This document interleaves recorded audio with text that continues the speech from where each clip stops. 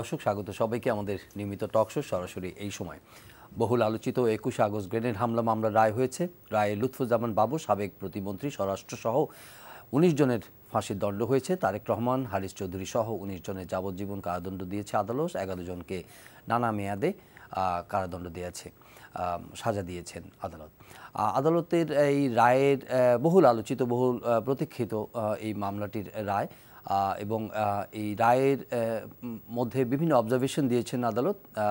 তাতে বলা হয়েছে যে রাজনীতি মানে কি বিরোধী দলের উপর পৈশাচিক আক্রমণ, এই প্রশ্ন বিচারক রেখেছেন এবং এই রাজনীতি এদেশের জনগণ যে চায় না সে কথাও তিনি তার মন্তব্যে বলেছেন। সরকারি ও বিরোধী দলের মধ্যে তার মতে অনেক বিরোধ থাকবে, সেই বিরোধ তার ফলশ্রুতিতে সে বিরোধের কারণে নেতৃত্ব শূন্য করার চেষ্টা চালানো উচিত কিনা সেই প্রশ্ন সেই রায়ের মধ্যে পর্যবেক্ষণে বলা হয়েছে।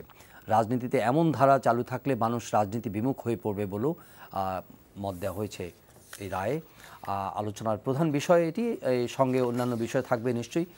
নির্বাচনের প্রক্রিয়া নিয়ে নানা রকম আলোচনা, জোট উপজোটের কথা আছে, নির্বাচন কমিশনের প্রস্তুতির বিষয় আছে, এছাড়া অন্যান্য সমসাময়িক বিষয়। তার মধ্যে যেমন উল্লেখযোগ্য একটি দুদিন আগে মন্ত্রিসভায় আইন হয়েছে, সেখানে মাদকদ্রব্য সেবন, বিপণন, বিশেষ করে ইয়াবার বিষয় এবং মদদান, পৃষ্ঠপোষকতার জন্য সর্বোচ্চ শাস্তির মৃত্যুদণ্ডের বিধান রেখে মাদকদ্রব্য নিয়ন্ত্রণ আইন 2018 খসড়া মন্ত্রিসভা অনুমোদন হয়েছে।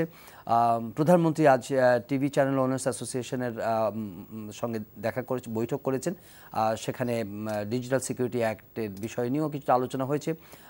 আমরা বিভিন্ন সময়ে খবর পাচ্ছি যে নির্বাচন কমিশন অক্টোবরের শেষের দিকে রাষ্ট্রপতির সঙ্গে নির্বাচনের তফসিল সংক্রান্ত বিষয় দেখা করতে পারে।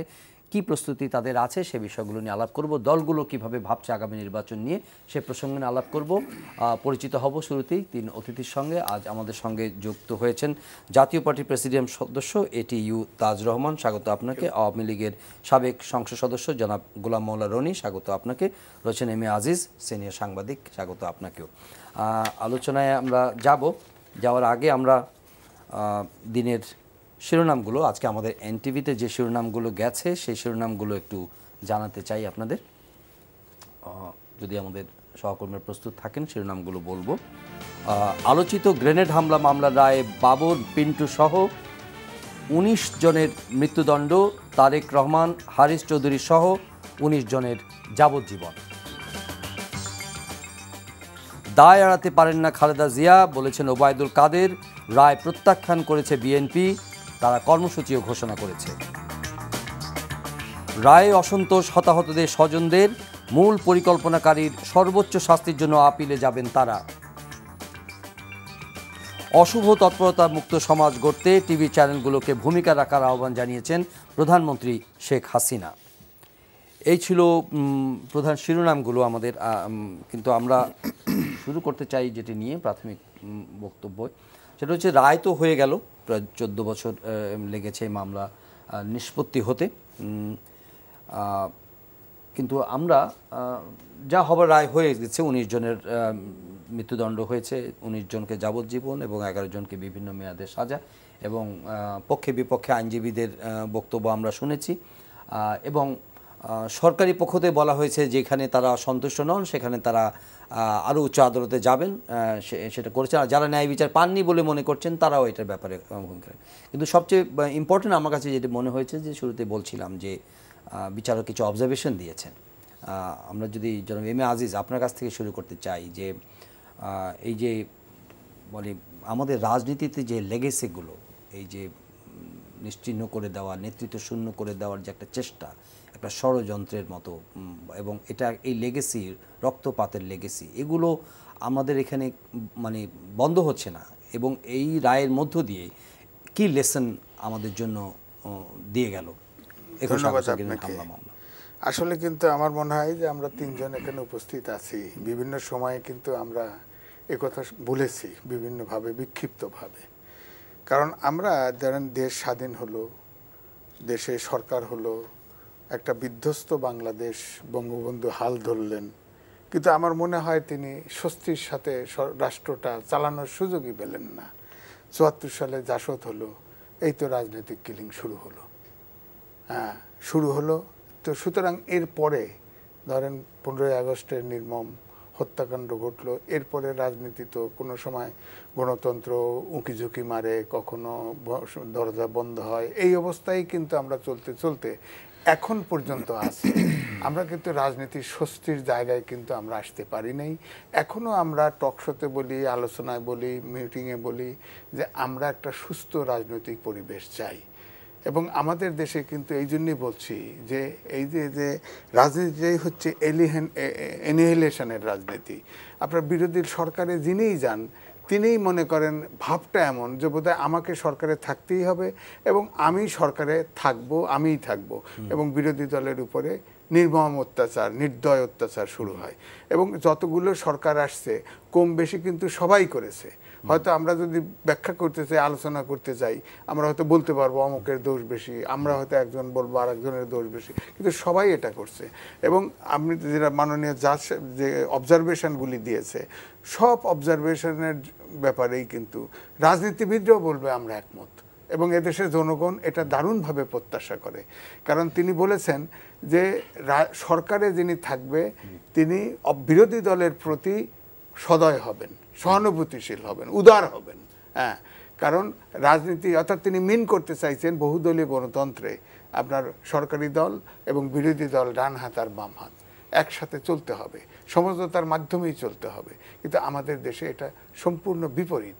যিনি সরকারে যান বা যিনি বিরোধী দলে যান, রাজনীতিটা যেন গৌণ হয়ে যায়, সরকারে থাকা এবং সরকারে যাওয়া এটা প্রধান হয়ে যায়। একটু জনাব গোলাম মাওলা রনি, এখানে সবসময় যে সব কিছুর সঙ্গে যে হিংসা বা হত্যাকাণ্ডের সঙ্গে রাজনৈতিক গোষ্ঠীকেই সবসময় দায়ী করা হবে এমন নয়। আমি রেসপেক্টিভ অফ পার্টি অ্যাফিলিয়েশনে বলছি, এটার সুযোগ নিয়ে অনেকে এটার মধ্যে ঢুকে পড়েছে বা ঢুকে পড়ে আমাদের রাজনৈতিক বাস্তবতার মধ্যে।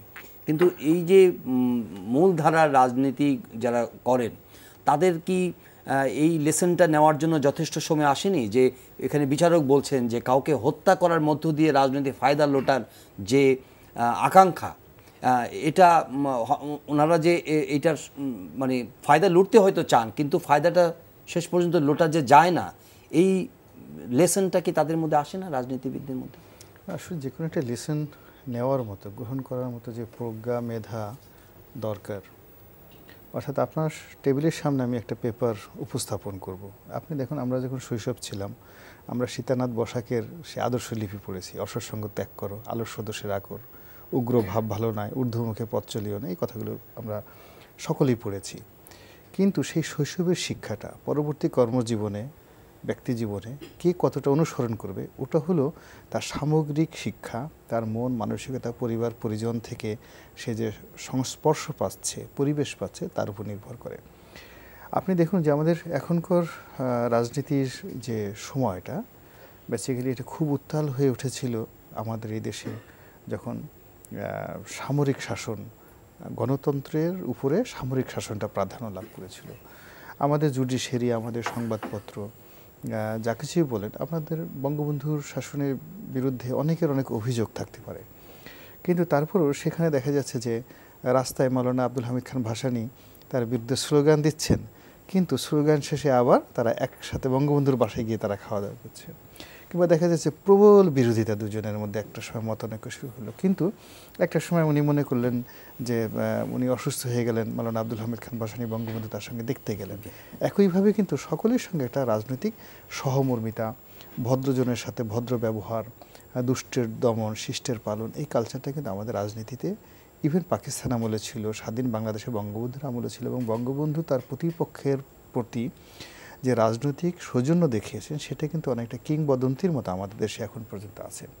কিন্তু এই ধারাটা বেসিক্যালি একেবারেই বিপরীত হয়ে গেল যখন এখানে বন্দুকের নল এবং লাঠি এবং বাঁশি এটা চলে আসলো ক্ষমতা গ্রহণ এবং ক্ষমতা টিকে থাকার হাতিয়ার হিসেবে।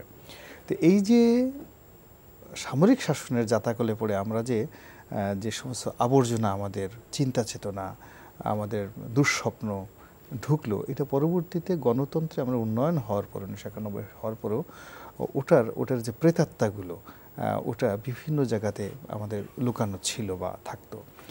এরই একটা বিস্ফোরণ ঘটেছে কিন্তু এই 21শে আগস্টের গ্রেনেড হামলা মামলা।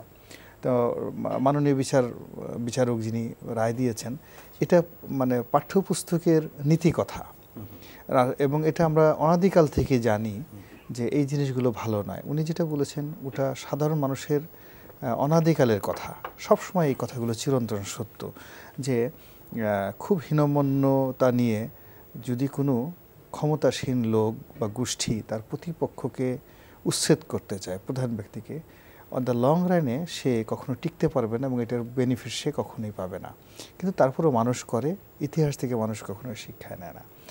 কিন্তু যে কারণে মানুষ করে, যে কারণে মানুষটা ওই কারণের যদি আমরা ভিত্তিমূলে আমরা হাত দেই, তাহলে কিন্তু এই ধরনের সমস্যা থেকে আমরা ভবিষ্যতে রক্ষা পেতে পারি। জনাব এটিও তাজ রহমান, এই যে রাজনৈতিক নেতাদের উপরে যে হামলা, তাদেরকে নিশ্চিহ্ন করে দেওয়া, তাদেরকে পলিটিক্যাল স্পেকট্রাম থেকে তাদেরকে ভ্যানিশ করে দেওয়া, এটা যারাই পলিটিক্যাল অ্যাক্টার্স আছেন, যারাই এই ঘটনাটি 21 আগস্টের গ্রেনেড হামলার ঘটনাটি তো এখন বিচারের দ্বারা একটা নিষ্পত্তি হলো, যদিও রাজনৈতিক প্রতিপক্ষ হিসাবে বিএনপি এটা বলছে, জোর গলায় বলছে যে এই ঘটনার সঙ্গে তাদের নেতারা সম্পৃক্ত নয়, এটা যাদের কাজ তারা তখন ক্ষমতায় ছিলেন এবং এই ক্ষমতায় থাকা অবস্থায় এই ধরনের একটি ঘটনা ঘটিয়ে তারা এটার বেনিফিশিয়ারি কোনোভাবেই হতে পারেননি বা হতে চাননি। কিন্তু রায়ের মধ্য দিয়ে এটা আদালত নিশ্চিত হয়েছে যে না, তাদের সম্পৃক্ততা ছিল এবং সেই হিসাবে তারা রায় দিচ্ছে।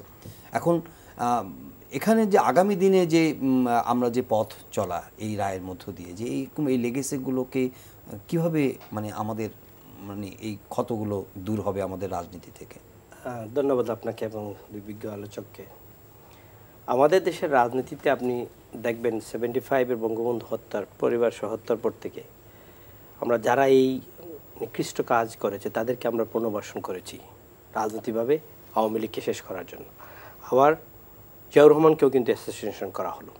আমরা উৎসাহী যখনই দেই, আপনাকে যখন কেউ অপমান করে, আপনাকে কেউ মারতে চায়, আপনাকে কেউ নিঃশেষ করতে চায়, যখন আমরা অপোজিশন থেকে, সরকার থেকে যদি আপনার এটাকে জাস্টিফাই করার জন্য সুযোগ করে দেই, তাহলে বারবার এটা হয়। আমাদের দেশের রাজনৈতিক কালচারে কিন্তু সবচেয়ে বড় যে জিনিসটা অভাব, সেটা হলো সৌজন্যতাবোধ, পরমত সহিষ্ণু। সরকারি দল, বিরোধী দল, যে কোনো রাজনৈতিক দলের আমাদের মত পার্থক্য থাকবেই, এটা স্বাভাবিক, এটা গণতন্ত্রের তো একটা নবস। আপনার আইডিওলজি, আপনার দলের গঠনতন্ত্র, আপনার দলের কার্যক্রমে আমার সেটার সাথে মিল থাকবে না, তাই বলে আপনাকে আমি নিঃশেষ করে দিতে হবে, ক্ষমতায় থাকা অবস্থায় আমি আপনাকে শেষ করে দিতে হবে, এটা মোটেও কাম্য না। এই জিনিসটা এখন নতুন প্রজন্ম, আপনি আপনার শুরুতে বলেছিলেন যে রাজনীতির প্রতি বিমুখ হয়ে যাবে। কেন জানেন? রাজনীতি করতে যাবেন আপনি আদালতে পর্যন্ত, হ্যাঁ আদালত পর্যন্ত বলেছেন যে আপনি আপনার অপোজিশন যারা আছে, আপনি ক্ষমতায় আছেন, অপোজিশনকে আপনি শেষ করে দিবেন এইভাবে, এটা তো হতে পারে না। আর এই 21-এর গ্রেনেড যে 14 বছর পরে এত দিন লেগেছে এই একটা মামলা শেষ হওয়ার পরে, এত দিন লাগার প্রয়োজনও ছিল না। এই মামলাটা যখন হয়, এই হামলাটা যখন হয়, তখন কিন্তু তৎকালীন যে সরকার ক্ষমতায় ছিলেন তারা কিন্তু ভারতকে জড়িয়ে কিন্তু বলেছিলেন এটা বিদেশি মাধ্যমে একটু করা হয়েছে। এটা আপনি আজকে আপনার প্রথম আলোর এডিটর তোমার মতিউর রহমান সাহেব চ্যানেলের এটা ইন্টারভিউ দিয়েছেন। আমরা সরকার যখন যে ক্ষমতায় থাকবে, এত বড় একটা ঘটনার কিন্তু সরকার এড়িয়ে যাওয়ার কোনো উপায় সরকার যেতে পারবে না। কারণ আপনার দায়িত্ব হলো দেশের জানমালের নিরাপত্তা প্রদান করা। স্পেশালি যে অপোজিশন লিডার যে আছে, তার তো আরেকটি স্পেশালি আপনাদের সরকারের যে দায়িত্ব ছিল, সেই দায়িত্বটা তারা যথাযথভাবে পালন না করে এই মামলাটাকে ভিন্ন খাতে প্রভাবিত করার চেষ্টা করেছে বলে অভিযোগ আছে। এবং এটার জন্য আমি তো আজকে যে কয়টা দেখলাম আপনার ইনক্লুডিং মতিউর রহমান সহ, যে এই জিনিসটাকে ভিন্ন খাতে নেওয়ার চেষ্টা করা হয়েছে। সেটা না করে তৎকালীন সরকার যারা ছিলেন তাদের উচিত ছিল এটা ইমিডিয়েটলি একটা জজমিয়া নাটক না করে এটা টোটাল গভর্নমেন্ট মেশিনারি এর মধ্যে। এবং মাননীয় প্রধানমন্ত্রী স্টেটমেন্ট বলেন, এখনকার প্রধানমন্ত্রী যারা এটাতে রিয়ে হয়েছেন তাদের ফ্যামিলিতে স্টেটমেন্ট নেন, আহত হয়েছেন যারা, যাদের আওয়ামী লীগের নেতৃবৃন্দ। এটা রাজনৈতিক দলকে আপনি নিঃশেষ করে দিবেন ক্ষমতায় থাকা অবস্থায়, এই কালচার তো সোমালিয়া তো এখন নাই। আমাদের মতো একটা দেশ, আমরা আজকে 47 ইয়ার্স ধরে স্বাধীনতা পেয়েছি, আমাদের এই কালচার থেকে বেরিয়ে আসতে হবে। আমরা বিরোধী শিবিরকে দমন করার না, বিরোধী শিবিরকে মোকাবিলা করব গঠনমূলক আলোচনার মাধ্যমে।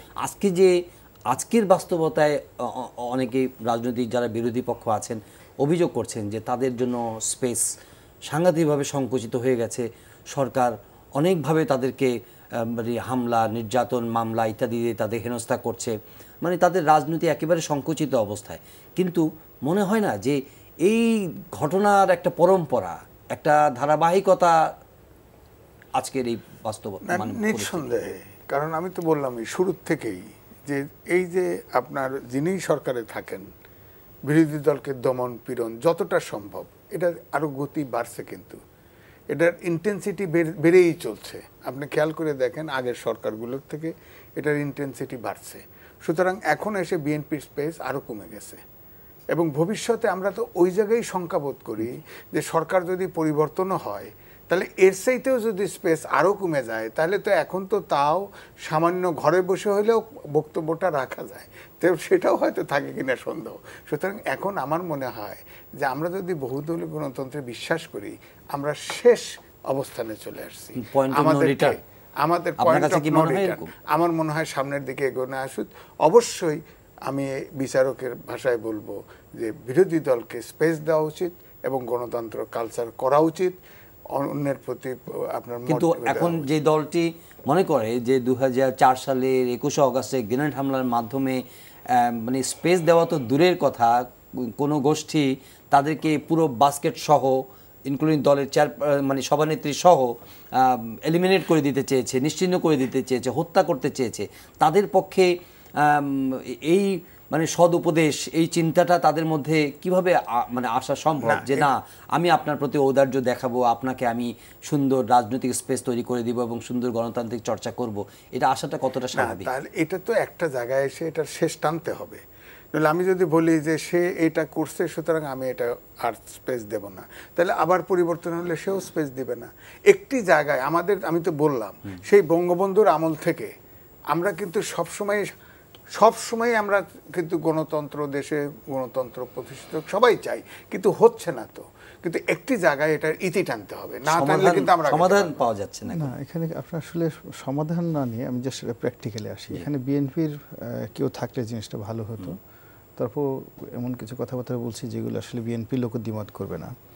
মূল ব্যাপার হলো যে আপনি এই সরকারকে কাউন্ট করতে হবে 2009 সন থেকে, অর্থাৎ 2009 সন থেকে সরকারের আচরণটা কেমন ছিল 2009 থেকে 2014 সন পর্যন্ত, এই নির্বাচন আগ পর্যন্ত।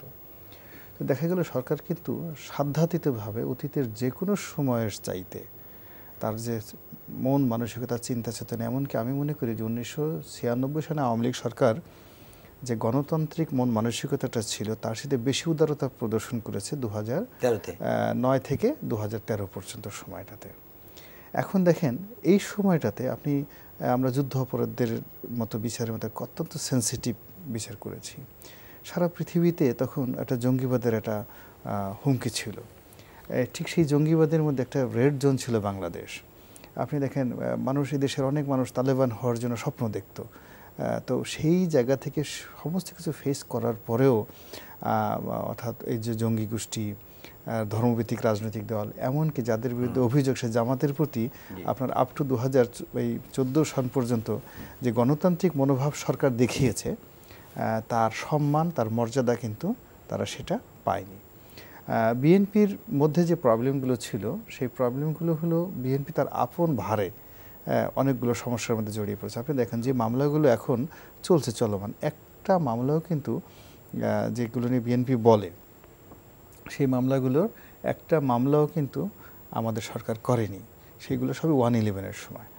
আর এখন রাজনৈতিকভাবে যে লক্ষ লক্ষ মামলার কথা বলে, এই সমস্ত মামলাগুলো কিন্তু হয়েছে অর্থাৎ যে যখন জ্বালাও পোড়াও হলো ঠিক ওইটাকে কেন্দ্র করে, অর্থাৎ 2014 সনের পরে জ্বালাও পোড়াওকে কেন্দ্র করে 2 দফা, অর্থাৎ 2015 সনের জ্বালাও পোড়াও এবং 2014 সনের 13 সনের শেষের দিকে 14 সনের। এই মামলার পরম্পরা এখন আজকে এসে একেবারে মানে ভিত্তিহীন মামলাও দায়ের করা শুরু হয়েছে। এটা হলো কি যে আপনার ঘটনা যে যখন আপনার একটা মামলার সঙ্গে তো আপনাকে বুঝতে হবে যে ইটস নট ইংল্যান্ড, এটা ইংল্যান্ড নয়, কানাডা নয়, এটা পৃথিবীর সবচেয়ে জনবহুল একটা দেশ, 17 কোটি মানুষ ছোট্ট একটা দেশে আছে।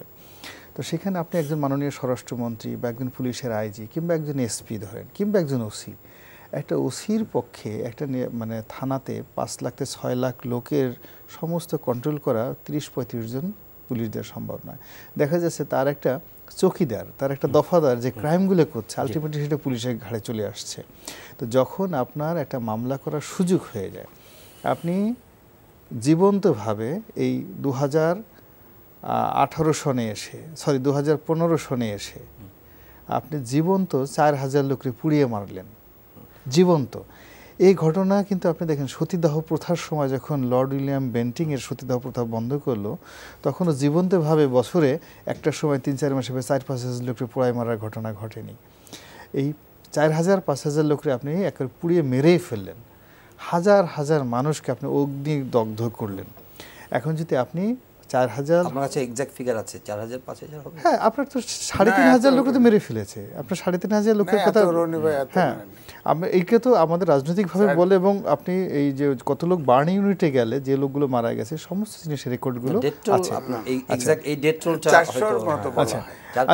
আপনি ধরেন আপনি পুলসে তো 4-5 হাজার, আপনি যদি মরারটা আপনি ধরেন কম, পুলসে তো 4-5 হাজার, আপনি যদি 4-5 হাজার লোক পুড়ে থাকে, 4-5 হাজার ক্রিমিনাল কেস হয়েছে, 5,000 ক্রিমিনাল কেস। যদি এরকম একটা ঘটনা একটা মানুষকে যদি পুড়িয়ে থাকে 5,000 অকারেন্স, তাহলে যদি কয়জন লোক করে আপনার, এটারই একটা লেগেসি, আজকে যে স্পেস সীমিত হয়ে যাচ্ছে। আপনার কাছে কি মনে হয় জনাব টিউ তাজুর রহমান, এই মামলাকে রায়কে কেন্দ্র করে রাজনীতি এক উত্তেজনা ছিল এবং অনেক স্পেকুলেশনও ছিল,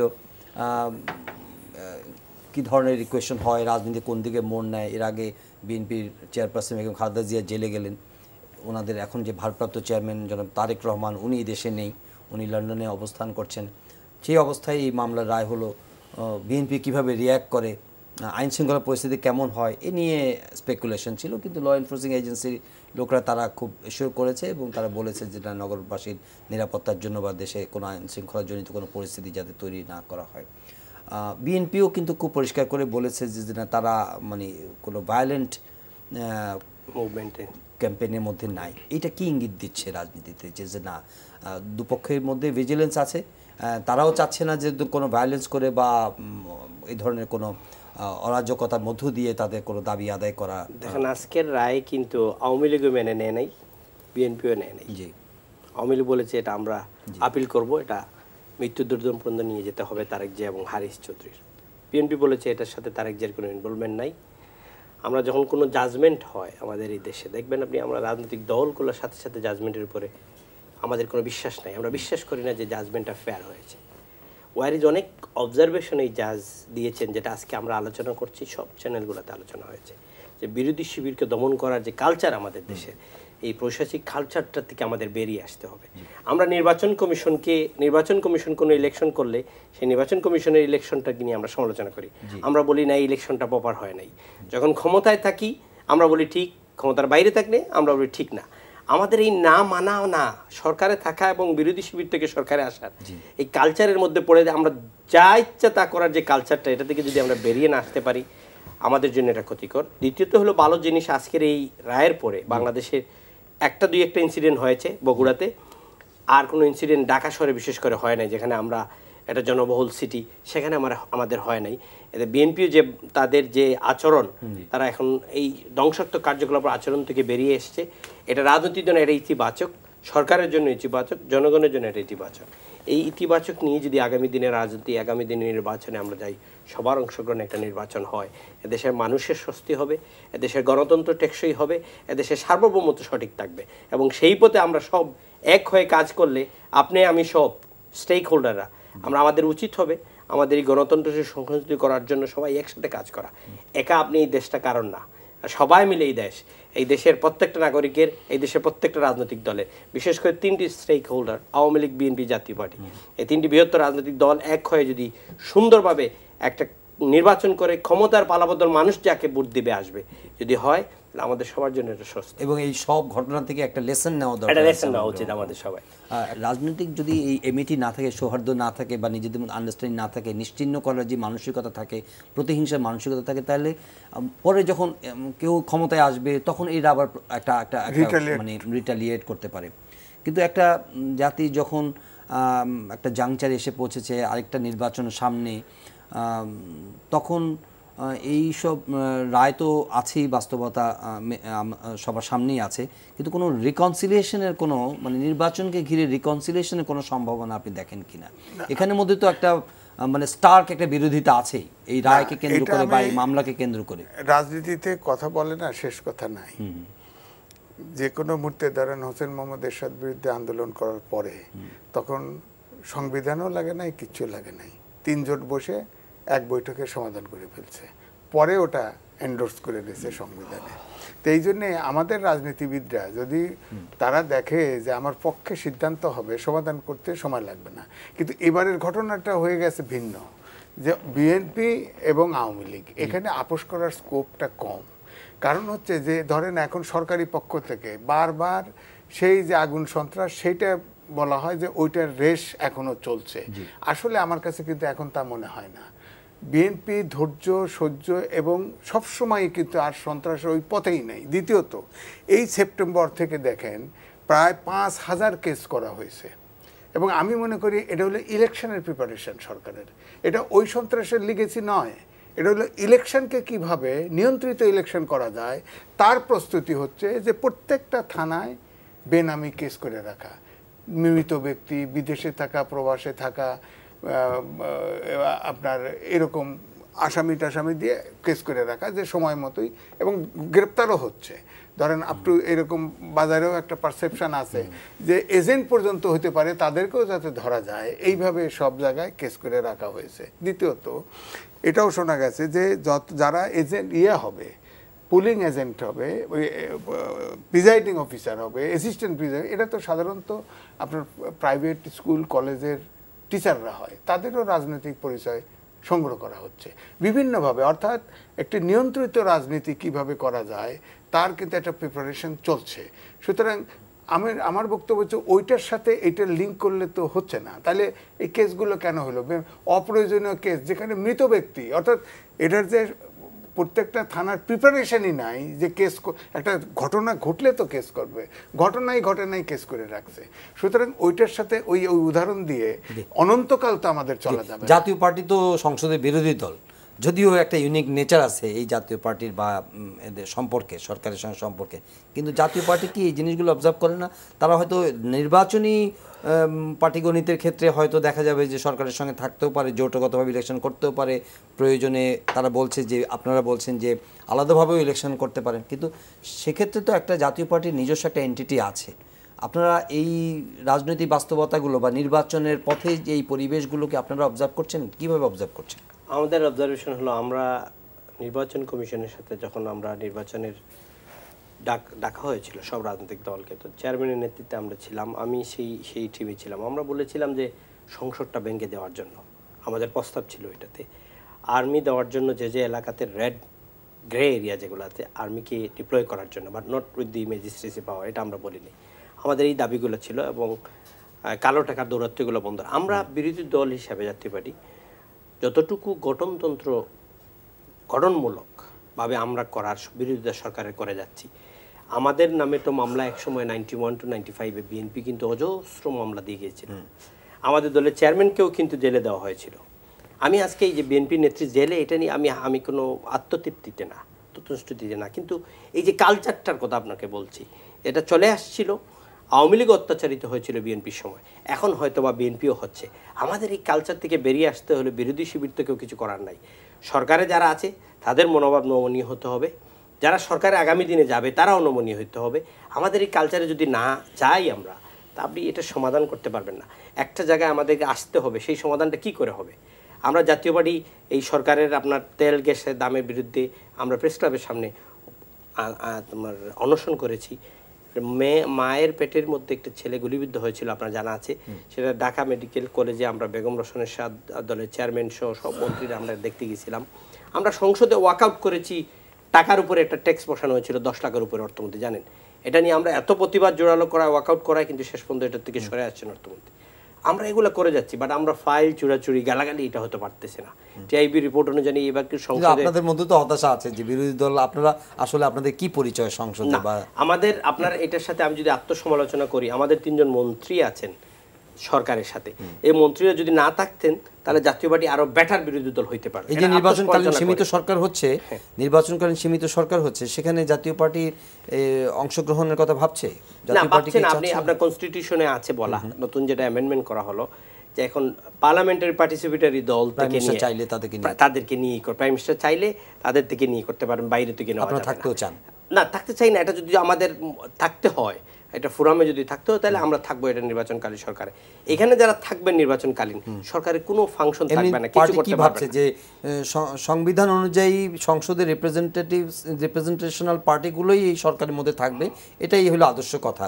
কিন্তু বর্তমান যে রাজনৈতিক বাস্তবতা, একটা ইনক্লুসিভ নির্বাচন করার ক্ষেত্রে সংসদের বাইরে মাঠের যারা বিরোধী দল আছে তাদেরকে আনার জন্য সেই নির্বাচনকালীন সরকারে এদেরকে অ্যাকোমোডেট করার ব্যাপারে জাতীয় পার্টির কোনো অবস্থান আছে? আমরা জাতীয় পার্টি লাস্ট প্রেসিডিয়াম মিটিংয়ে যেটা হলো আমাদের সেই গত রোববারে, আমরা সেই প্রেসিডিয়াম মিটিংয়ে আমরা প্রেসিডিয়াম সহ এবং আমাদের সংসদরা সহ তবে সর্বস্তরের সিনিয়র নেতারা সহ আমাদের মিটিং, সেই মিটিংয়ে আমরা আলোচনা করেছি এবং আমরা আশা করি সবার অংশগ্রহণে একটা সুষ্ঠু নির্বাচন আগামী দিনে হবে।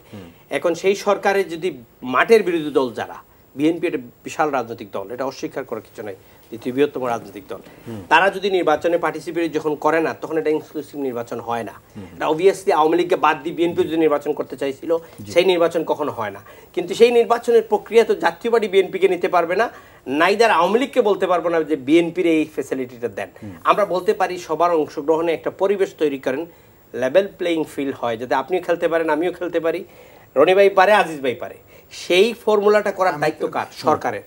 সরকার করতে হবে এবং নির্বাচন কমিশনকে সেটা রেফারি ভূমিকা পালন করতে হবে। ভাই আমার একটা প্রশ্ন, যে কবে হলো যে আপনার ওই অন্তর্বর্তীকালীন যে সরকার, সেই সরকারে অপোজিশন পার্লামেন্টে অপোজিশন থাকতে পারবে, সংবিধানে কবে যুক্ত হলো আমরা তো জানতাম না। লাস্ট যে সময় করা হয়েছিল, অ্যামেন্ডমেন্ট করা হয়েছিল, তখন বলা হয়েছে সেখান থেকে প্রতিনিধিত্বকারীদের নিয়ে সংসদ গঠন করা হবে। না অন্তর্বর্তীকালীন সরকারের কিন্তু এতে বাধা নাই। আর অন্তর্বর্তীকালীন সরকার বলে না, কিন্তু লেখা আছে, এই ওয়ার্ডটা আমি চ্যালেঞ্জ করে বলতে পারি, অন্তর্বর্তীকালীন সরকার এই ওয়ার্ডটা বলে লেখা কিছু আছে। না। আজিজ ভাই আমি চ্যালেঞ্জ করে করা হবে, আমি কনস্টিটিউশন আছে আমার কাছে, ব্রেক দিলে আজিজ ভাই আমার কাছে কনস্টিটিউশন আছে, ব্রেকে দিতে পারি।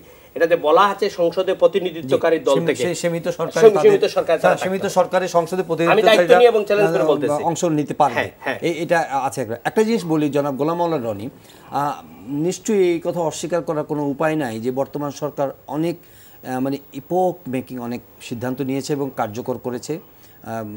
যেমন আপনার বঙ্গবন্ধু হত্যা মামলার রায়, হত্যা মামলা চূড়ান্ত করেছে, মানবতা বিরোধী অপরাধের বিচার শেষ করেছে, এখন 21 আগস্টে গ্রেনেড হামলা করেছে বা বিচার শেষ করেছে এই সরকারের সময়। এটাও আপনি উল্লেখ করলেন যে 9 থেকে 13-14 পর্যন্ত সরকারের লেনিয়েন্সি, সরকারের ফ্লেক্সিবিলিটিও ছিল অনেক বেশি বিরোধী দলকে অ্যাকোমোডেট করার জন্য। তারপরে 14-15 পরে পরিস্থিতি পাল্টে গেছে, তাদের স্পেস সীমিত করে ফেলেছে।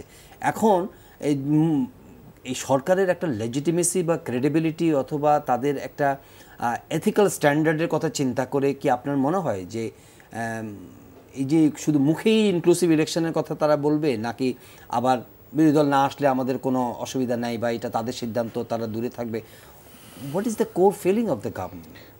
সরকার যেটা চাচ্ছে, যে কোনো সরকারই নীতিগতভাবে তারা চায় যে জনগণ তাদেরকে পছন্দ করুক, তাদেরকে ভোট দিক এবং তারা দীর্ঘদিন ক্ষমতায় থাকুক।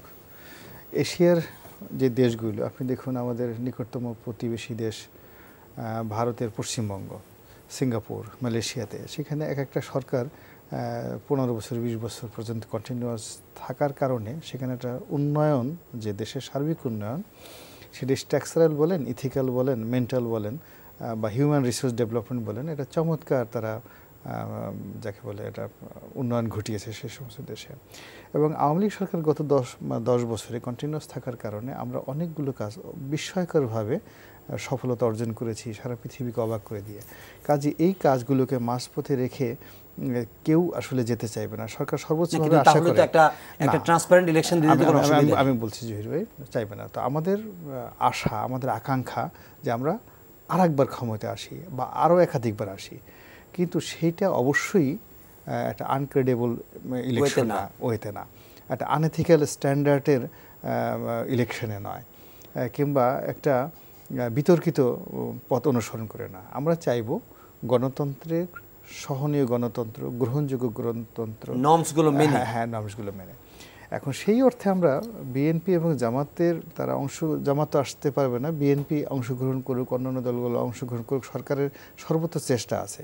বা সরকারের যে ভয়টা হলো এই যে এই দলটির সঙ্গে আমাদের দেখা যাচ্ছে অতীতে বিভিন্ন সময় আমরা যতবারই সম্পর্ক করতে চেয়েছি প্রত্যেকবারই কিন্তু আমরা আসলে আঘাতপ্রাপ্ত হয়েছি এবং ব্যক্তিগতভাবে রিলেশন করতে গিয়েও আমরা অনেক সময় দেখা গেছে তাদের দ্বারা অপমানিত এবং লাঞ্ছিত হয়েছি। তো কাজে আমাদের অতীতের যে দুটো ঘটনা অর্থাৎ 2013-14 সনের যে জ্বালাও পোড়াওর যে স্মৃতিটা আমরা এটা কিছুতেই ভুলতে পারছি না। আমরা যখন তারা ক্ষমতায় ছিল সেই সময়টাতে এই 21 আগস্টের মতো গ্রেনেড হামলার ঘটনা আমরা আসলে ভুলতে পারছি না। কিংবা আমরা মুহূর্তের মধ্যে 75 আগস্ট 15 আগস্টে যে নির্মম হত্যাকাণ্ডগুলো ঘটেছে তারপরে এই হত্যাকাণ্ডের নায়কদেরকে বিভিন্ন ক্ষেত্রে পুনর্বাসিত করা এবং সেই বঙ্গবন্ধু পরিবারের প্রতি পরবর্তী বছরগুলোতে জিয়াউর রহমানের আমলে যে নেগলিজেন্সি, যে নির্যাতন, যে জুলুম চলেছে, এটাও কিন্তু আমরা ভুলতে পারছি না। তো এই জায়গাটা বিএনপি যে তিনবার ক্ষমতায় ছিল সেই ক্ষমতায় থাকাকালীন সময় তারা এটা নিষ্পত্তি করার কিন্তু চেষ্টা করেনি। তো কাজে আমাদের মানে মুক্তিযুদ্ধের নেতৃত্বকারী দল হিসেবে আমরা পশ্চিম ঐতিহ্যবাহী দল হিসেবে আমাদের ভুল আছে, ত্রুটি আছে, কিন্তু তার সাথে সাথে আমাদের তো বেদনা আছে, আমাদের কষ্ট আছে, আমরা বিভিন্ন লোকের দ্বারা আঘাতপ্রাপ্ত হয়েছি। তো আমি যখন আঘাতপ্রাপ্ত হয়েছি কারো দ্বারা, সেখানে আমি তার কাছে রাতারাতি সে আমাকে আঘাত করেই যাবে আর আমি সারা জীবন সেটা তাকে বিশ্বাস করে যাব, এরকম না। তো কাজেই আমরা চাচ্ছি যে বিএনপি আসুক, কিন্তু আমাদের এই গণতন্ত্রের উদারীকরণের যে একটা সুযোগ, আমরা যে তাকে একটা বিরাট স্পেস দিয়ে দিলাম, স্পেস দেওয়ার সঙ্গে সঙ্গে সে করলো কি সারা দেশটাকে আবার সেই অবরোধের নামে অচল করে দিল, আবার সে আগুন সন্ত্রাস শুরু করলো, আবার সে জ্বালাও পোড়া শুরু করলো। ঠিক ওই জায়গাটা, ভয়ের জায়গাটা, মব থেকে, পাবলিক মব জায়গা থেকে সরকার কিছুগুলো প্রিকশন নিয়ে রেখেছে এবং আগামী তো সেই জিনিসগুলো নেবে। আজিজ ভাই, তো মনে হয় কি হয় যে সরকারের মনোভাব তো বোঝা গেল, বা উনিও এমন মানে নতুন কিছু নয় এগুলো, সরকার কি চায় সেটা সবারই জানা। এই অবস্থায় বিএনপির পক্ষে তার দাবিগুলোকে আদায় করে অথবা আদায় না হলে কি করতে পারে? না, এখন তো সরকার যে পথ নিয়েছে আর কি, আমি বলবো যে রনি ভাই ইঙ্গিত করলেন আর কি, যে সরকারে থাকতে চায়, এটাই সরকারের এখন মোটো। সরকারে এনিওয়ে সরকারে থাকতে চাই, এই কারণেই তো আমি আগেই বললাম যে ইলেকশনের একটা তো নেট জাল ফেলছে, যে ওই সিস্টেমের ভিতরে গেলে তো অপোজিশন অর্থাৎ জনগণ ভোট দিতে পারবে না, ভোটের রায়ও ঠিক হবে না। তো এখন তো একমাত্র পথ হচ্ছে যে গণতন্ত্রে তো আপনার জনগণের সরকার থাকবে, জনগণের ইচ্ছা মতো সরকার চলবে, সেটা তো আর চলছে না। তাহলে একমাত্র পথ হচ্ছে গণঅভ্যুত্থান যদি বিএনপি না করতে পারে তাহলে তো সরকার ঘটাতে পারবে না। ইলেকশন দিয়ে তো আর হচ্ছে না, কারণ ইলেকশনে যেভাবে গভর্নমেন্ট যে লাইনে যাচ্ছে তাতে থ্রু ইলেকশনে গভর্নমেন্টকে কিন্তু অপোজিশন সরাতে পারবে না। তাহলে তাকে একমাত্র গণঅভ্যুত্থান, ইলেকশনের বাইরে গণঅভ্যুত্থান করতে হবে।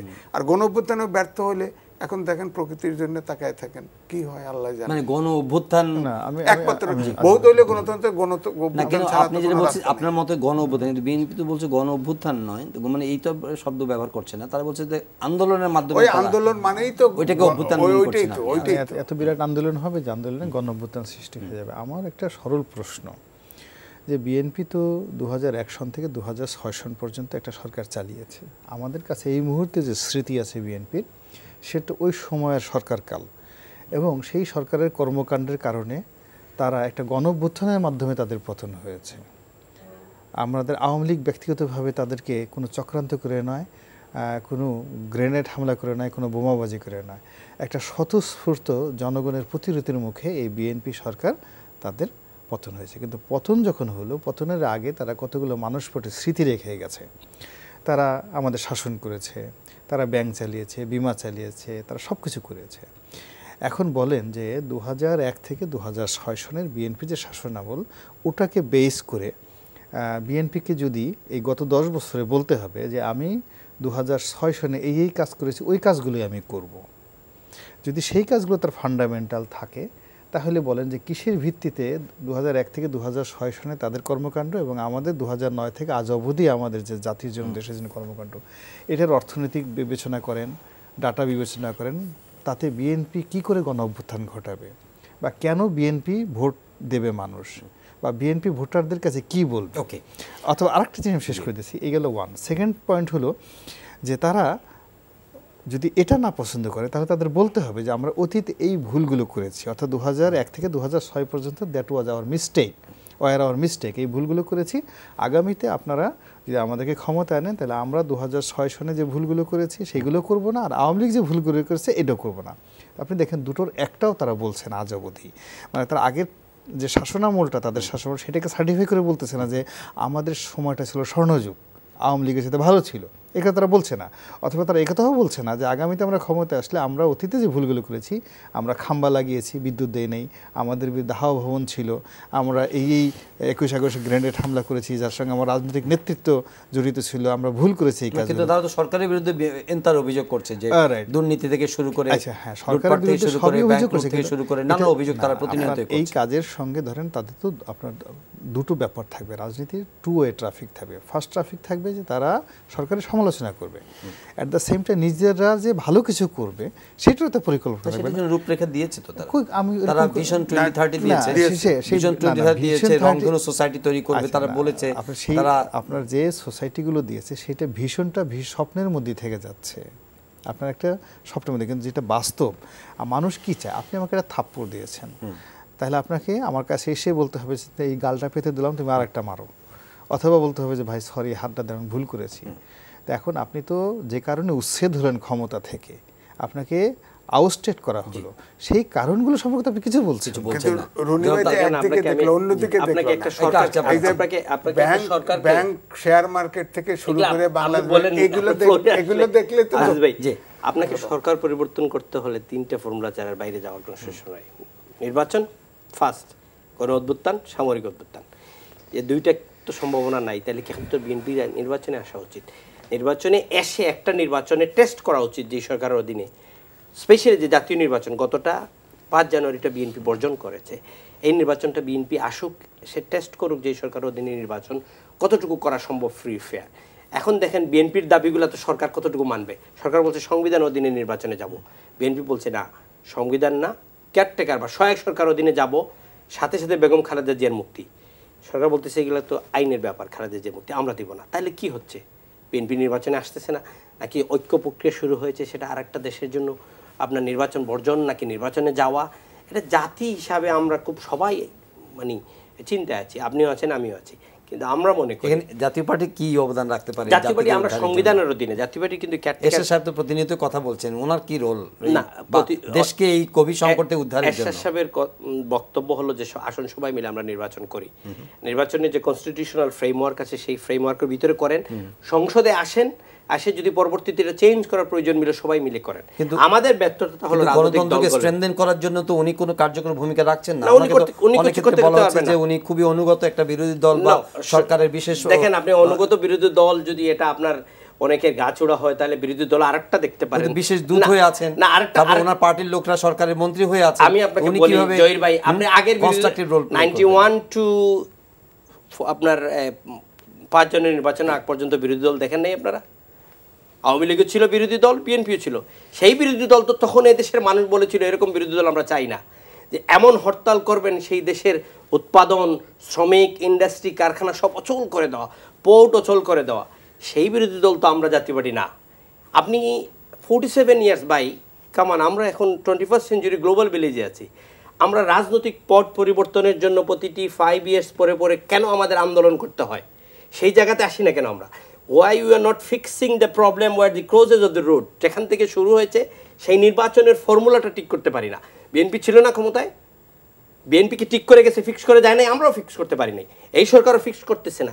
এই প্রবলেমটার মেইন কজেসটা হলো নির্বাচন।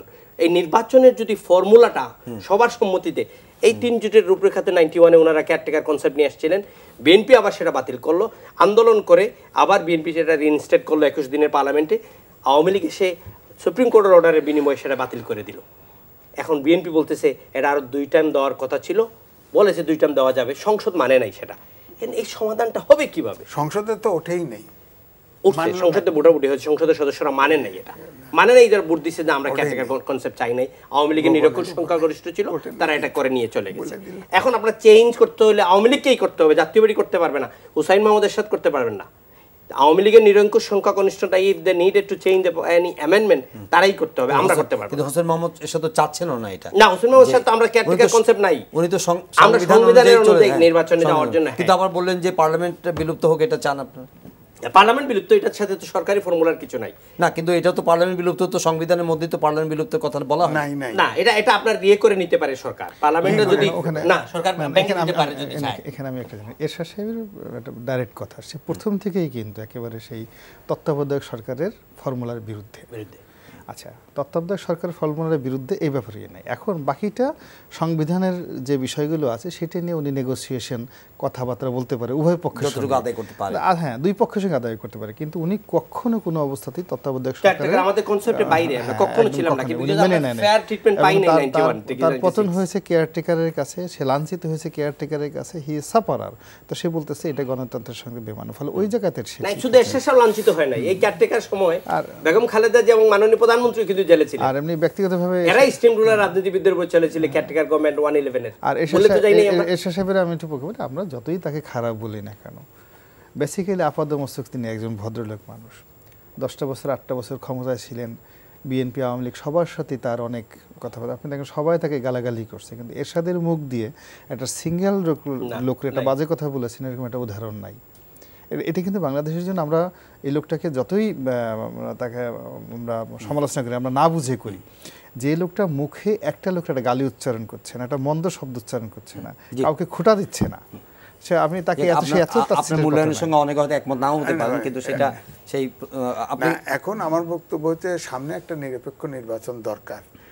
সংবিধানের মধ্য থেকেও আমি নিজেই ব্যক্তিগতভাবে আগেও বলেছি সম্ভব।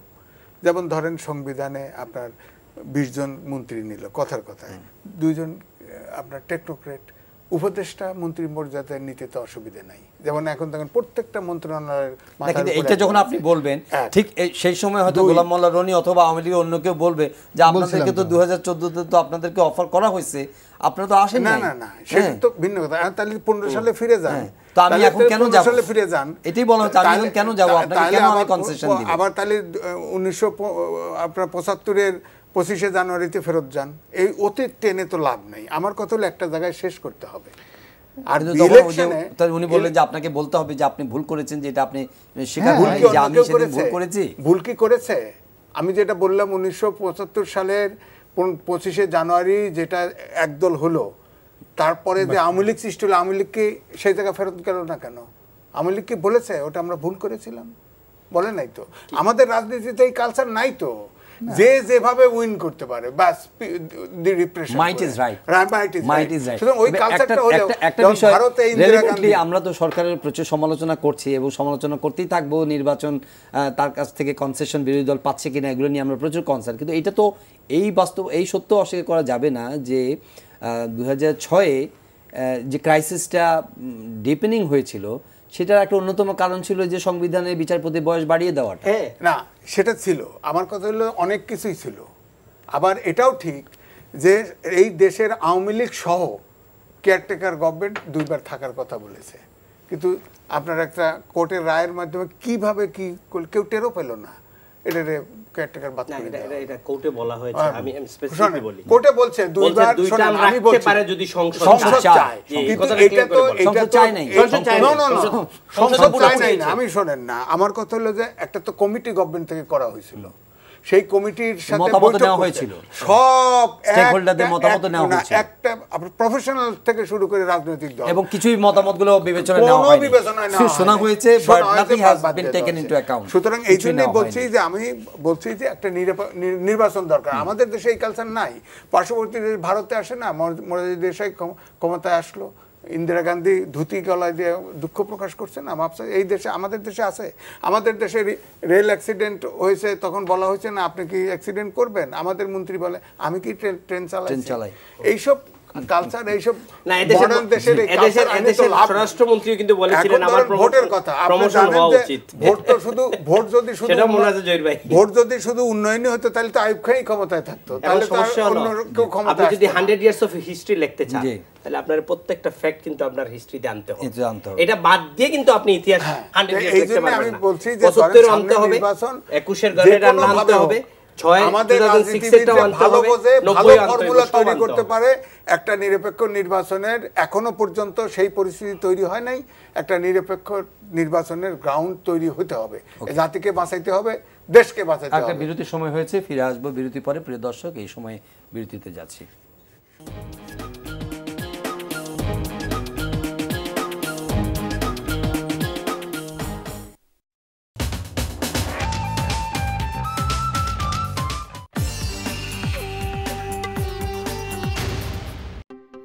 পত্রিকার কয়েকটি অনলাইন ভার্সনের হেডলাইনগুলো একটু পড়তে চাই।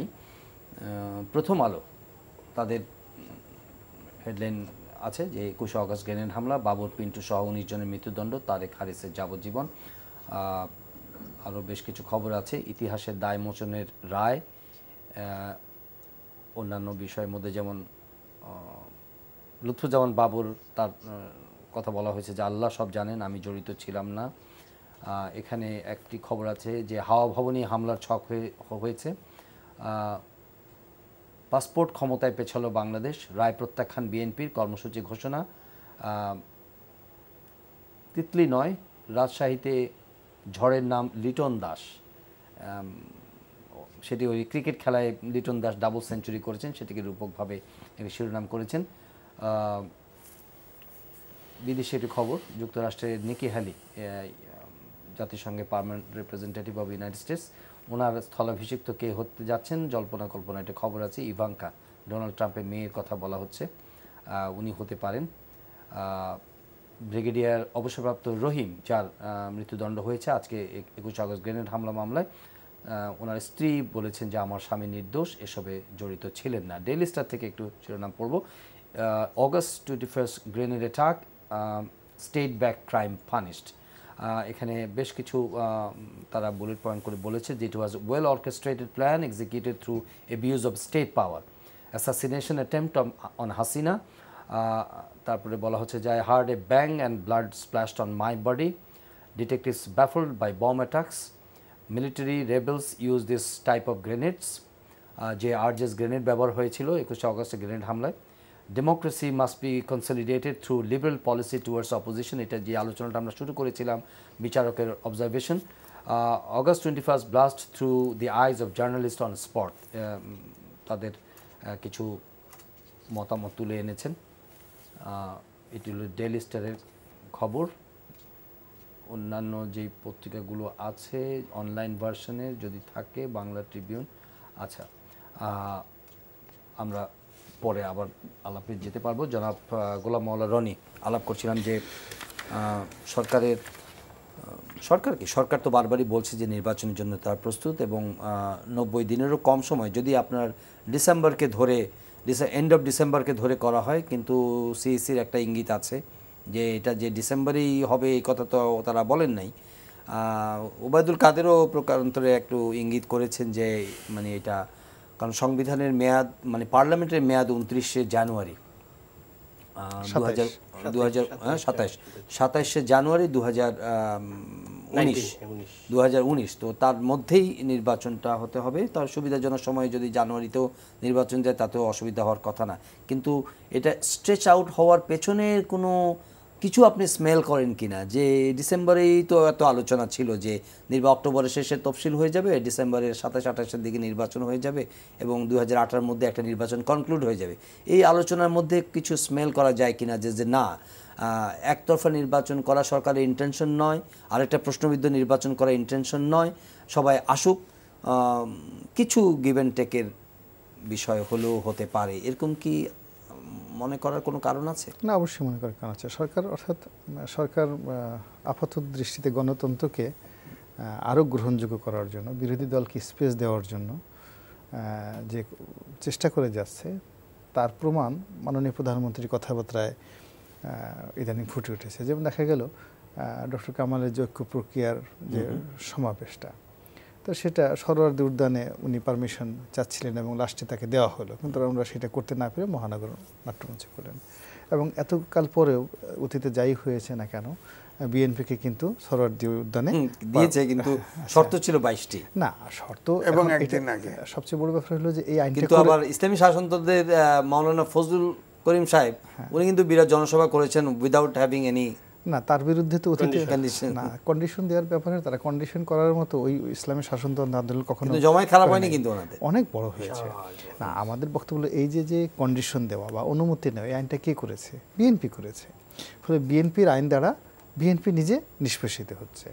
আবার বিএনপির যে শর্ত তো সরকার এমনি নিয়ে দেয় না, কারণ বিভিন্ন তারা দেখা যাচ্ছে যে তারা যদি শর্ত ভঙ্গ করে তাদেরকে বিশ্বাসের আস্থার জায়গাতে, এখন তারা এই শর্ত পূর্ণ করে নির্দিষ্ট সময় কাজ করেছে, ফলে এখন যদি আবার আগামী সপ্তাহে আরেকটা করতে চায় সরকারের জন্য একটা লায়াবিলিটিস হয়ে যাবে, বিকজ তারা তো শর্ত পূরণ করেছে। ফলে এটা কিন্তু one step forward to the democracy.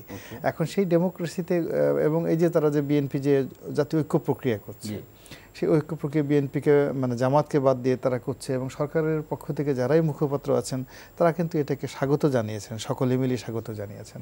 So আমি মনে করি যে এটা গণতন্ত্রের জন্য একটা ভালো ইঙ্গিত, এবং বিএনপি আসুক এটাকে স্বাগত জানানোর জন্য কিন্তু সরকারও কিন্তু তার যে মানে জোটের পরিধি বাড়ানো কমানো এখানে তারা সিদ্ধান্ত নিতে পারছে না। তো এখন দেখেন বিএনপির সিদ্ধান্তের উপরে কিন্তু টোটাল রাজনীতিটা অস্থিতিশীল অবস্থা এখনও আছে, কেননা এখন পর্যন্ত ফর্মালি বিএনপি বলেনি যে আমি আসব, আমি এভাবে আসব বা আমি এই জিনিসটা আসবো।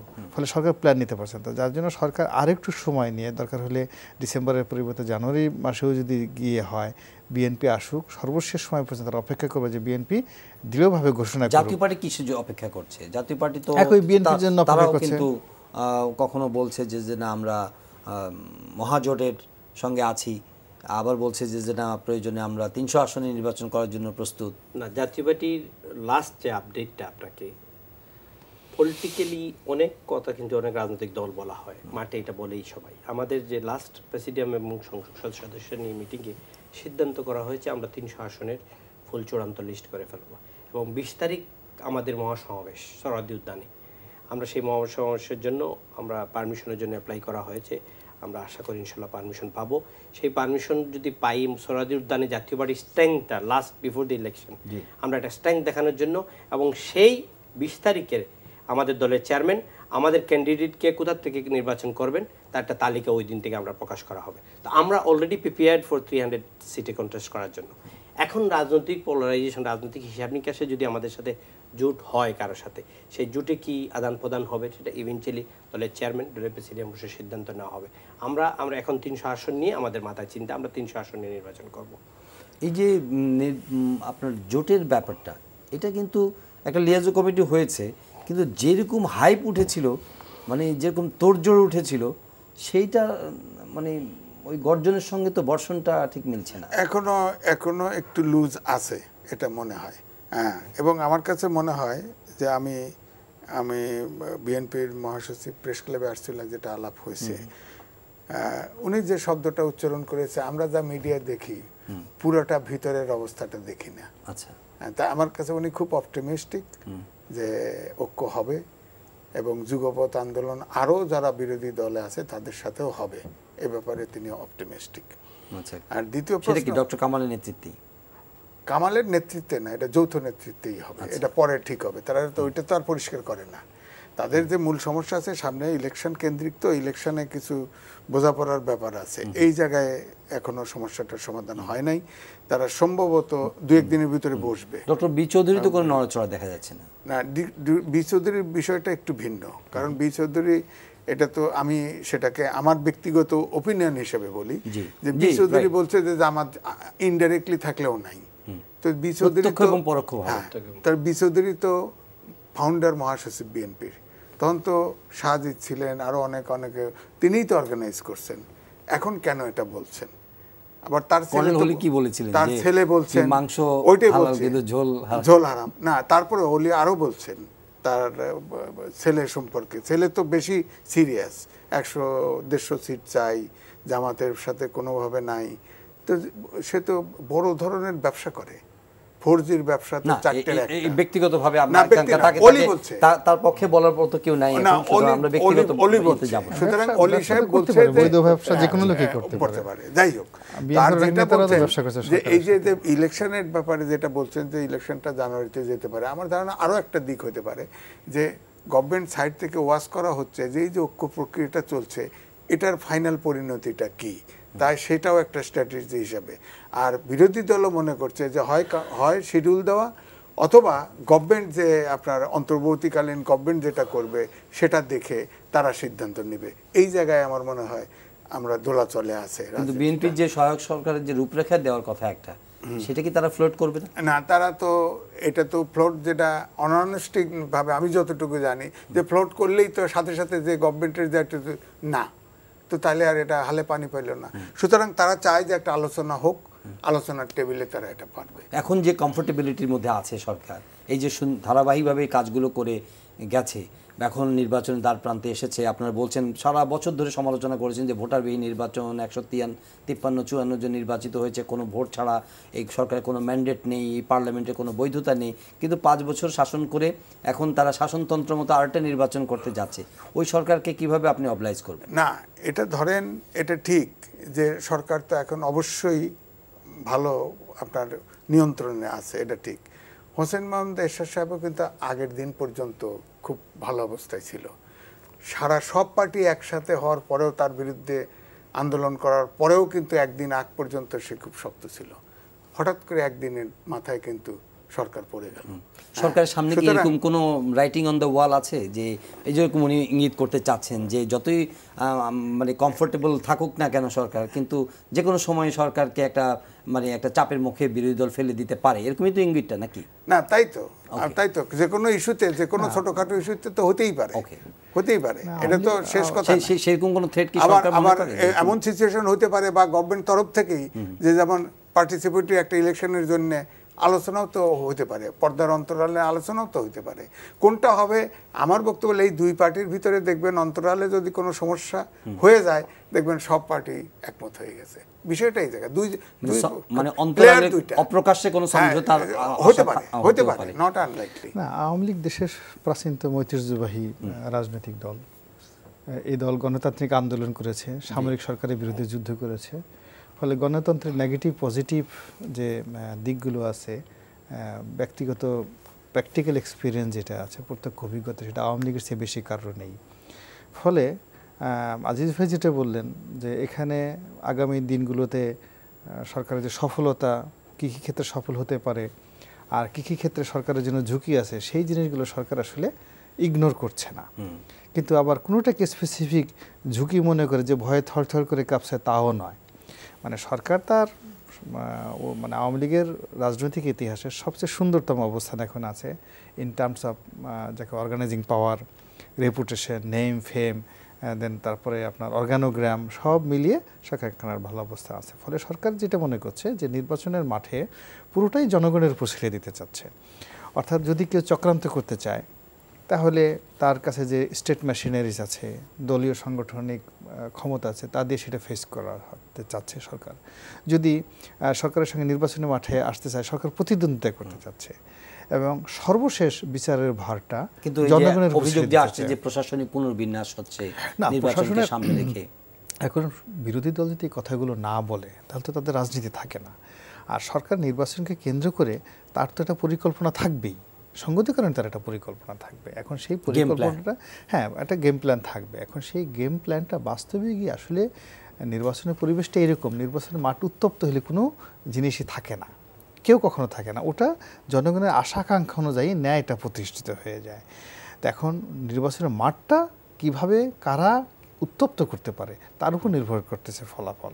তা সরকার ওই টোটাল জিনিসগুলো নিয়েই কিন্তু এগুচ্ছে, প্লাস মাইনাস নেগেটিভ। মানে তাকে এখন 3 দিক বিবেচনা করে এগোতে হচ্ছে, যে বিএনপি আসবে, প্রচণ্ড একটা প্রতিযোগিতামূলক পরিবেশ সৃষ্টি হবে, সো দিস ওয়ে। আর জাতীয় পার্টি কি একটু ক্ষমতার একটু ভাগ পেলে খুশি নাকি না, তারা কি চায়? দেখেন, আপনাকে রাজনৈতিক দল যারাই থাকে সবাই ক্ষমতার, আপনার বিএনপি ক্ষমতার জন্য এত আন্দোলন, এত সংগ্রাম, 5 জানুয়ারি নির্বাচন বর্জন কেন? ক্ষমতার জন্য। রাজনৈতিক দলের লাস্ট ডেস্টিনেশনটা হলো কি? ক্ষমতায় যাওয়া। ক্ষমতায় গিয়ে কিন্তু আপনি ইমপ্লিমেন্ট করতে হবে যা ইচ্ছা আপনার প্ল্যান। ক্ষমতায় যদি না হয়, রাজনীতি করে লাভ, রাজনীতি করে লাভ কি? এই যে ইলেকশন, যেটা প্রত্যেকটা রাজনৈতিক দলের নেতা কর্মীদের একটাই থাকে, যখন ইলেকশন আছে 5 বছর পরে দল ছাঙ্গা হবে, যেটা আমার রনি ভাই বললেন। এখন 5 জানুয়ারি নির্বাচনে বিএনপি আসলো না, কেন আসলো না? কেয়ারটেকার গভর্নমেন্ট সহায়ক ছাড়া আসলো না। এখন আবার মাননীয় প্রধানমন্ত্রীর নেতৃত্বে যদি বিএনপি আসে, তাহলে 5 জানুয়ারি নির্বাচনে বৈধতা দিল, আগামী নির্বাচন হিসেবে বৈধতা দিল। এই বিএনপি তো একটা মধ্যখানে এমন একটা অবস্থানে, ওরা কি করবে? ওই সংসদ অবৈধ বলতেছে বিএনপি, আসলে তো এই সংসদ অবৈধ না, কনস্টিটিউশনাল। এদেশে 3টি নির্বাচন হয়েছে, 88 হয়েছে, আমাদের পার্টিসিপেটরি ছিল না, কিন্তু এটা সাংবিধানিক নির্বাচন ছিল। 15 ফেব্রুয়ারি নির্বাচন বিএনপি করেছে, 5 জানুয়ারি নির্বাচন করেছে আওয়ামী লীগ। 3টি সংসদ কিন্তু বৈধ সংসদ, অবৈধ বলতে পারবেন না আপনি। পার্টিসিপেটরি হয় নাই, সবার অংশগ্রহণমূলক নির্বাচন হয় নাই। বিএনপি এখন এই ফর্মুলা থেকে কিভাবে বের হবে? 5 জানুয়ারিতে গেল না, আমরা যাব না ইলেকশনে কেয়ারটেকার গভর্নমেন্টে ছাড়া। এইটা নিয়ে বিএনপি কোনো সংকট আছে বলে মনে বড় হচ্ছে না সংকট আপনার? বিএনপি চিন্তা করতেছে, তাইলে তো আমাদের এই লাস্ট নির্বাচন তো তাইলে না যাওয়াটা ভুল ছিল। কেন আমরা যাই নাই? যদি এখন আবার মাননীয় প্রধানমন্ত্রী যদি নির্বাচনে গেলাম, কেন 5 জানুয়ারি যাই নাই তখন? এখন তো আরেকটা অ্যাড হলো বেগম খালেদা যে জেলে, ওনার মুক্তি, সেটা তো সরকার বলছে আদালতের ব্যাপার, এটা আমরা কি করব? এখন সমাধানটা কোথায়? এই প্রতিহিংসার রাজনীতি থেকে কিন্তু আজকে এই অবস্থানে আমরা, এই সেই এক জায়গায় প্রতিহিংসা থেকে সমাধান শুরু এক জায়গায় আছে, কারণ বিএনপি কনফিডেন্ট নিরপেক্ষ নির্বাচন হলে তারা জিতবেই। তারা যদি শুধুমাত্র নিরপেক্ষ নির্বাচনের গ্রাউন্ড তৈরি হয়, তারা ইলেকশনে চলে যাবে। যে সে বেগম খালেদা জেলে থাকুক, তারা 5 জানুয়ারি নির্বাচন তারা তাদের জন্য জিতে কোনো ফ্যাক্টর ঠিক না, ওই করবে। পার্লামেন্টে কোনো কোনো কিছুতেই শুধু নির্বাচনের ফলাফলটা শুধু নিরপেক্ষ BNP জিতে গেলে নির্বাচন হয়ে যদি হয়, বিএনপি আর কোনো দিকে তাকাবে না, ইলেকশনে যাবে। সুষ্ঠু নির্বাচনের হ্যাঁ, সুষ্ঠু পিছনে নির্বাচন একদম। বলা কি বিএনপি কে একদম। ক্ষমতায় বসিয়ে দেওয়া? কারণ না, তারা সেটা- মনে সেটা করে, তারা- তারা সেটা মনে mean করে করছেন না যে উনি। হ্যাঁ, তারা মনে করে যে মিন করছেন নিরপেক্ষ হয়তো এটা নির্বাচন সুষ্ঠু হলে- নির্বাচন হচ্ছে জনগণ ভোট দিলে ভোটের ফলাফলটা রিফ্লেক্টেড হবে অন দি আউটকাম অফ হ্যাঁ, ভোট হয়। তাহলে তারা জিতবে, তারা মনে করে কিন্তু জিতবে। আমরা জহির ভাই, জিতলে আমরা এইসব কিন্তু সমস্যা 91 থাকবে না। ইলেকশনও কিন্তু ফেয়ার বলি নেই। আওয়ামী লীগ বলে যে সূক্ষ্ম কারচুপি হয়েছে, আমরা 96 ইলেকশন করে স্থল কারচুপি হয়েছে। স্থল কারচুপি হয়েছে। তো আমাদের সেটা কে এন্ডোজ করবে? নির্বাচনকে মেনে নেওয়া, সেই কালচার তো আমাদের নাই, না, কোনো না, না, রাজনৈতিক দলের ঠিক নাই। আছে, কিন্তু তারপরেও আমরা আগে এবং দেখেন এটার গ্র্যাভিটি আরো বেড়ে গেছে, যে বেড়ে এখনকার গেছে, নির্বাচনের যে প্রস্তুতি, এই যে ভুয়া কেস দিয়ে রাখা, সবার ওসিডিসি যা না, আছে সেটা সব কেয়ারটেকার check করা, শাহাবুদ্দিনও করেছিল। এত কিছু শাহাবুদ্দিনও কখনো করেছিল। ঘটে নাই, কখনো আচ্ছা, ঘটে আজিজ ভাই 91 এত শাহাবুদ্দিনও করেছিল। রিপ্রেশন, অপোজিশনকে এত চাপে রাখা, হ্যাঁ, আপনার এটা গভীর কখনো রাতে হয়নি। আলোচনা আরেকটু জমতে পারতো, কিন্তু সময় নেই। আপনাদের তিনজনকে ধন্যবাদ জানাচ্ছি, জনাব এম এ আজিজ, জনাব গোলাম মোল্লা রনি এবং জনাব টিউ তাজ রহমান, Thank you, স্টুডিওতে আসার আপনাকেও জন্য এবং আপনাকে ধন্যবাদ। এই আলোচনা অংশ নেওয়ার জন্য। প্রিয় দর্শক, আজকের এই সময় এখানে শেষ করছি। এই অনুষ্ঠানটা আপনারা অনলাইনেও দেখতে পারবেন, ভিজিট করুন www.ntv.com, এছাড়া ইউটিউব ও আমাদের ভেরিফাইড ফেসবুকে আমাদের খবর এবং জনপ্রিয় অনুষ্ঠানগুলো আপনারা দেখতে পারেন। দেখা হবে আবারও পরের অনুষ্ঠানে। ভালো থাকবেন সবাই।